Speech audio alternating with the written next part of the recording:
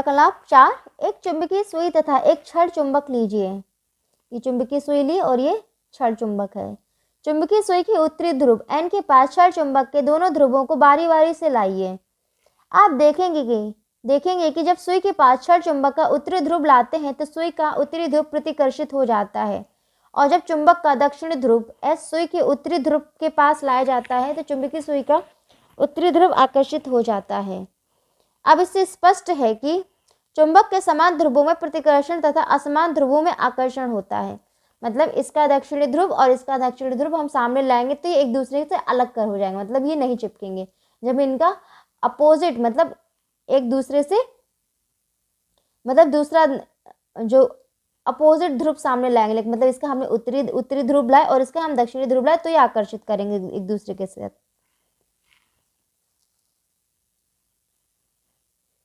चुंबक के समान ध्रुवों में प्रतिकर्षण एवं असमान ध्रुवों में आकर्षण होता है। उपरोक्त क्रियाकलापों के आधार पर चुंबक में निम्नलिखित गुण पाए जाते हैं। स्वतंत्रता पूर्वक लटकाने पर चुंबक सदैव उत्तर दक्षिण दिशा में ही स्थिर होता है। चुंबक चुंबकीय पदार्थों को अपनी ओर आकर्षित करता है। चुंबक के सिरों पर चुंबकत्व सबसे अधिक तथा मध्य में कम होता है। चुंबक के असमान ध्रुवों में आकर्षण तथा समान ध्रुवों में प्रतिकर्षण होता है। क्या चुंबक के ध्रुवों को एक दूसरे से अलग करके स्वतंत्र ध्रुव प्राप्त किया जा सकता है? क्रियाकलाप, एक छड़ चुंबक तथा चुंबकीय कंपास लें।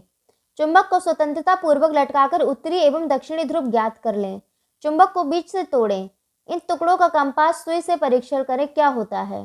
टूटे हुए टुकड़े चुंबक की भांति व्यवहार करते हैं। इनमें एक सिरा उत्तरी तथा दूसरा सिरा दक्षिणी ध्रुव है। इससे छोटे छोटे टुकड़े करने पर प्रत्येक टुकड़े में उत्तरी और दक्षिणी ध्रुव पाए जाते हैं। अतः इससे यह निष्कर्ष निकलता है कि चुंबक में सदैव दो ध्रुव उत्तरी एवं दक्षिणी पाए जाते हैं। इन ध्रुवों को एक दूसरे से अलग नहीं किया जा सकता। मतलब इतनी बड़ी चुंबक है, ये उत्तरी है और ये दक्षिणी ध्रुव है। ठीक है, तो जब हमने इसको तोड़ दिया बीच से तो इसके दो टुकड़े हो गए। तो इन दो टुकड़ों में के भी अलग अलग इनके अलग अलग भाग है। इसका ये उत्तरी ध्रुव है और ये दक्षिणी ध्रुव है। इसका ये उत्तरी और इसका दक्षिणी। अब इन टुकड़ों को भी और छोटा बना दिया तो इनके फिर से उत्तरी दक्षिणी उत्तरी दक्षिणी उत्तरी दक्षिणी उत्तरी दक्षिणी बन गए। तो मतलब इनके ध्रुवों को अलग नहीं किया जाता। तोड़ने के बाद भी हमने तोड़ दिया, अलग अलग पीस बन गए, तो इन अलग पीसों के अपने खुद से ध्रुव बन जाएंगे।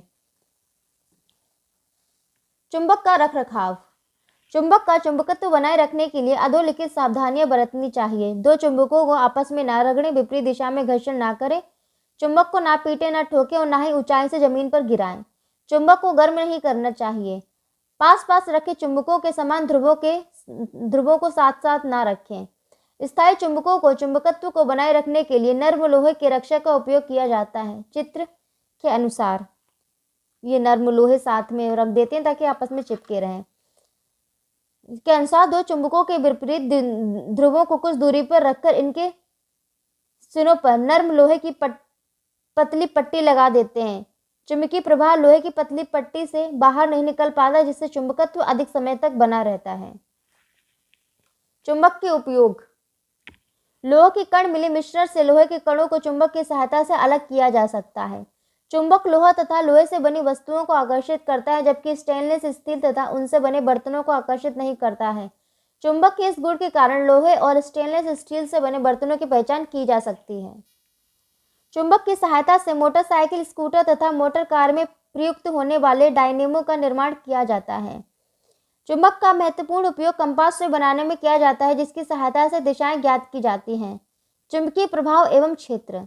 जब किसी छड़ चुंबक के आसपास एक कंपास सुई लगाई जाती है तो कंपास सुई विक्षेपित होकर एक निश्चित दिशा में रुक जाती है। विभिन्न स्थानों पर कंपास सुई की दिशा बदल जाती है। इस प्रकार कंपास सुई द्वारा चुंबक के चारों ओर चुंबक के प्रभाव का अनुभव किया जा सकता है। चुंबक से कुछ दूरी के बाद कंपास सुई पर चुंबक का कोई प्रभाव नहीं पड़ता। इससे यह स्पष्ट है कि चुंबक के चारों ओर एक सीमित स्थान तक ही चुंबकीय प्रभाव होता है। चुंबक के चारों ओर का वह क्षेत्र जिसमें चुंबकीय प्रभाव का अनुभव होता है चुंबकीय क्षेत्र कहलाता है। क्या चुंबकीय प्रभाव सभी वस्तुओं के आर पार अनुभव किया जा सकता है? क्रियाकलाप। एक छड़ चुंबक हमने ले ली एक छड़ चुंबक। इसके सामने कुछ दूरी पर चुंबकीय क्षेत्र में कंपास सुई रखिए। आप देखेंगे कि सुई विक्षेपित हो जाती है। अब कंपास सुई और छड़ चुंबक के बीच बारी बारी से एक लोहे की वस्तु, कांच की प्लेट व दफ्ती का टुकड़ा खड़ा करके रखें। कंपास सुई पर क्या प्रभाव पड़ता है? पहले हमने एक छड़ चुंबक ली, उसके बगल में हमने ये रखा, तो ये क्या होगी, विक्षेपित होगी। अब हमने इन दोनों के बीच में क्या किया, एक लोहे की चादर रख ली। लोहे की चादर को कंपास सुई व चुंबक के बीच रखने पर कंपास सुई पर कोई प्रभाव नहीं पड़ता, जबकि कांच की प्लेट और दफ्ती का टुकड़ा रखने पर कंपास सुई विक्षेपित हो जाती है। इससे यह निष्कर्ष निकलता है कि चुंबक का प्रभाव लोहे की चादर के आर पार नहीं निकल पाता है, जबकि कांच एवं दफ्ती के आर पार निकल जाता है। कुछ पदार्थों के आर पार भी चुंबकीय प्रभाव का अनुभव किया जाता है। जब किसी चुंबक के उत्तरी तथा दक्षिणी ध्रुव के पास कंपास सुई रखते हैं तब उसमें विक्षेप अधिक होता है, और जब चुंबकीय ध्रुव से दूर रखते हैं तब उसमें विक्षेप कम होता है। चुंबक से दूर जाने पर चुंबकीय क्षेत्र का मान कम हो जाता है। चुंबकीय बल रेखाएं। एक छड़ चुंबक लेकर उसे कार्डबोर्ड पर रखिए।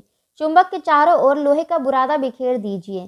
कार्डबोर्ड को धीरे धीरे ठोकिए। आप देखेंगे कि इस चित्र के अनुसार लोहे के बुरादे नियमित आकृति में पुनर्व्यवस्थित हो जाते हैं। यह नियमित आकृति वृत्ताकार है। इस वक्र को चुंबकीय बल रेखा कहते हैं। चुंबकीय बल रेखा के किसी बिंदु पर खींची गई स्पर्श रेखा उस बिंदु पर चुंबकीय क्षेत्र की दिशा को बताती है। अतः चुंबकीय बल रेखाएं किसी चुंबकीय क्षेत्र में वो काल्पनिक वक्र हैं जिनके किसी बिंदु पर खींची गई स्पर्श रेखा उस बिंदु पर चुंबकीय क्षेत्र की दिशा को निरूपित करती है।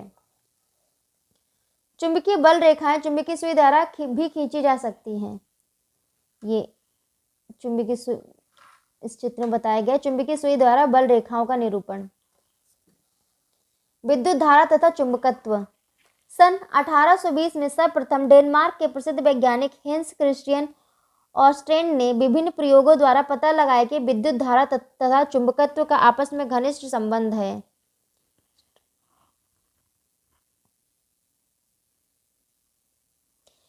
क्रियाकलाप। एक चालक तार, एक कुंजी तथा एक शुष्क सेल लें।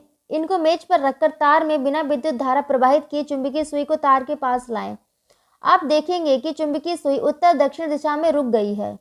आप चित्रानुसार तार में विद्युत धारा प्रवाहित करके चुंबकीय सुई के विक्षेप को देखें। ये देखिए, ये चुंबकीय सुई और ये विद्युत धारा है और ये सेल है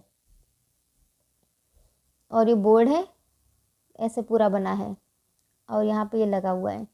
आपने देखा कि चुंबकीय सुई विक्षेपित हो जाती है। इससे निष्कर्ष निकलता है कि तार में विद्युत धारा प्रवाहित करने पर इसके चारों ओर चुंबकीय क्षेत्र उत्पन्न हो जाता है, जिससे सुई विक्षेपित हो जाती है। किसी चालक तार में विद्युत धारा प्रवाहित करने पर इसके चारों ओर चुंबकीय क्षेत्र उत्पन्न हो जाता है। विद्युत चुंबक। यदि लोहे की बेलन या नर्म लोहे की पट्टी पर धातु के तार को कुंडली नुमा लपेटकर उसमें विद्युत धारा प्रवाहित किया जाए तो लोहे का बेलन या पट्टी एक अस्थायी चुंबक की तरह कार्य करने लगता है। धारा का प्रवाह बंद करते ही लोहे का चुंबकत्व लगभग समाप्त हो जाता है। ऐसे चुंबक को विद्युत चुंबक कहते हैं, जो कि हमने पीछे भी देखा 14.2 वाले चित्र में। ये है चित्र, ये वाला।